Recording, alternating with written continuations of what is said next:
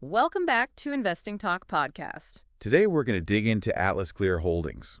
ATCH. You guys sent us a bunch of stuff to look at. Recent news. Yeah, a due diligence report. Our goal is to kind of filter through it and pick out the really important things you need to know about AtlasClear. Right now. Like, what's going on with this company right now? We've got their debt reduction, Wilson Davis & Company. Oh, yeah. How are they doing? Their subsidiary, doing really well. Okay. We've got investments, planned acquisitions, and then... Oh, and that reverse stock split? Oh, yeah. Can't forget about that. So we're going to look at all that, plus how the market's reacting, the industry as a whole, risks, opportunities. A lot going on. A lot to unpack. Yeah. Let's start with their subsidiary, Wilson Davis & Company. Okay. They had revenue over 13.2 In 2024. and net income more than 1.75 last year. That's great. That's a really significant base for their business. Yeah, it seems like a solid foundation. It's not just abstract ideas and plans.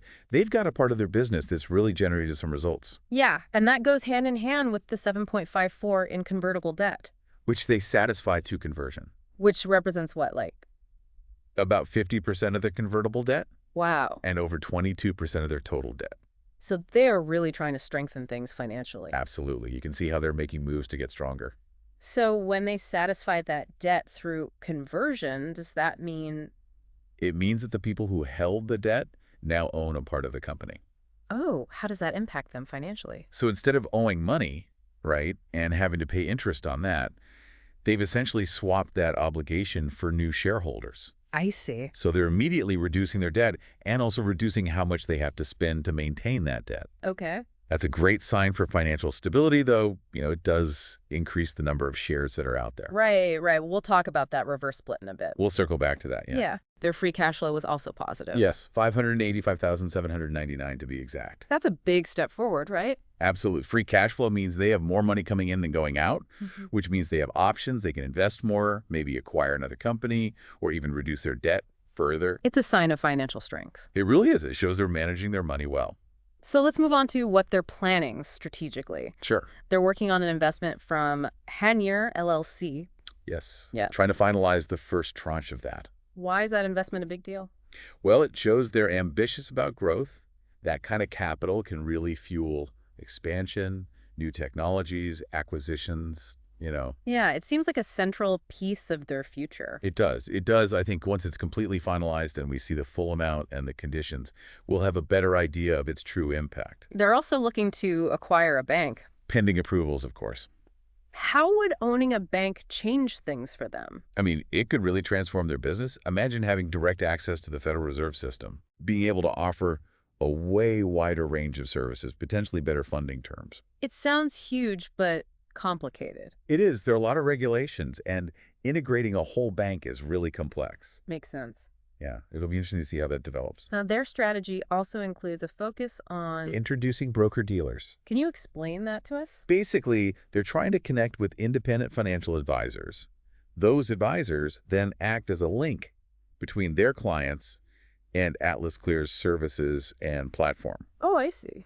It allows AtlasClear to expand their reach and get more business without having to build that whole client base themselves. So it's about efficiency. Exactly. Scaling up in a smarter way. All right, let's talk about that reverse stock split, 1 for 60. Effective end of 2024. What does that even mean? So it basically takes all the existing shares, combines them into a smaller number. Each of those new shares represents a bigger chunk of the company. Okay. So if you had 60 shares before, now you have one.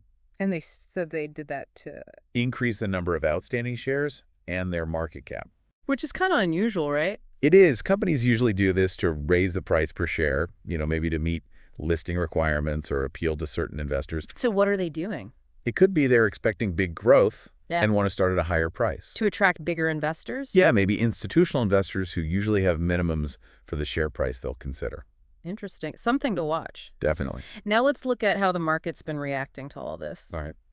February 24th last year, huge jump in trading volume. Over 145 shares traded. And the stock price went up 400% around the same time. That's a massive spike. It is. That usually means there was a big news announcement or a sudden wave of interest from investors. Do you think it was because of the financials or? It could be. Maybe the positive results, those strategic plans they announced, or just a combination of everything creating a lot of excitement. But that kind of jump usually leads to... Volatility. Yeah, a couple days later, the price was bouncing between 2.88 and 7.25.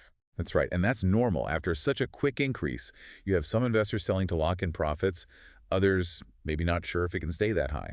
And everyone's trying to figure out, What it all means long term. yeah, the market's trying to find a new stable price. Exactly, a process of price discovery. Then in March, we saw those increases around 13%.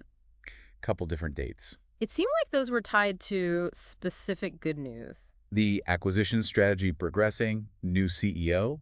So people are still optimistic. It seems so, reacting well to those announcements. Overall, it seems positive. Despite the volatility, the market seems to be optimistic about their direction. The due diligence report had more detail on their financials. Yes, it did. It mentioned constant quarterly revenue growth for Wilson Davis. That really backs up what we saw earlier. It's consistently going up. Yeah, that steady growth is a great sign of their underlying business, the demand's there.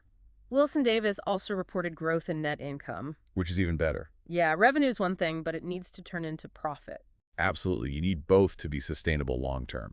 And that's what we're seeing with the subsidiary. Exactly, a very positive financial picture. They also talked about the debt reduction in the report in relation to their debt-to-equity ratio.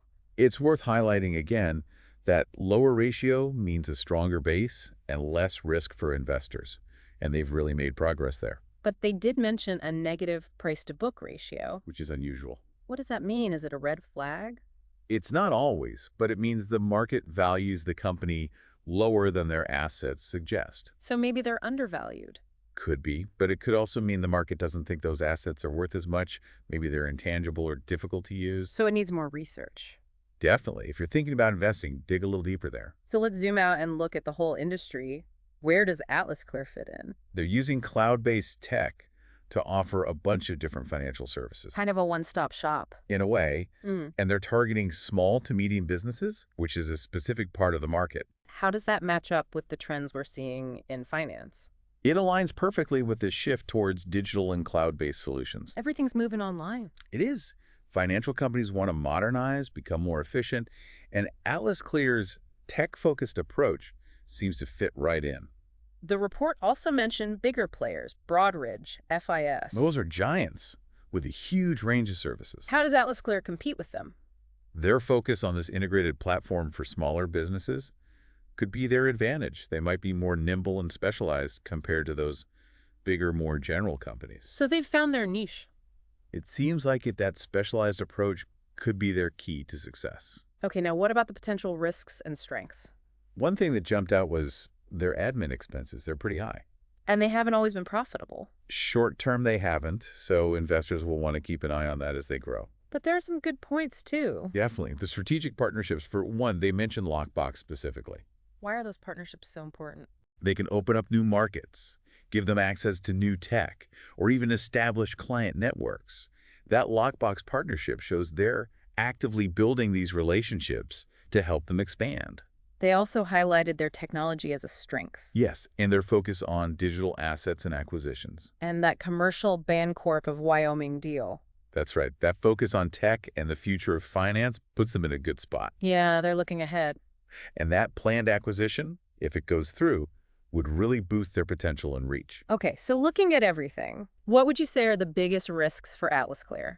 The regulatory landscape is a big one, especially around crypto and digital assets. Things change fast in that area. And it's a highly regulated industry. It is. Any shifts could impact their business. So lots of uncertainty.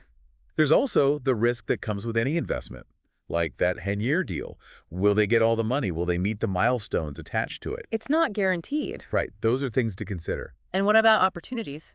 There's huge potential for growth if they can execute on their tech platform and acquisitions. Especially that bank acquisition. Yeah, if they can leverage this move towards digital finance and integrate everything smoothly, they could really take off. So we've got a company going through major changes, good performance from their subsidiary, and progress on reducing debt.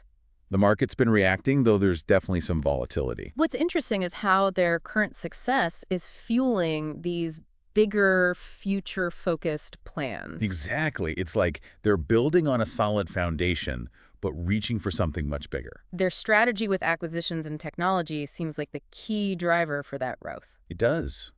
But we can't forget about the financials and potential risks from those reports.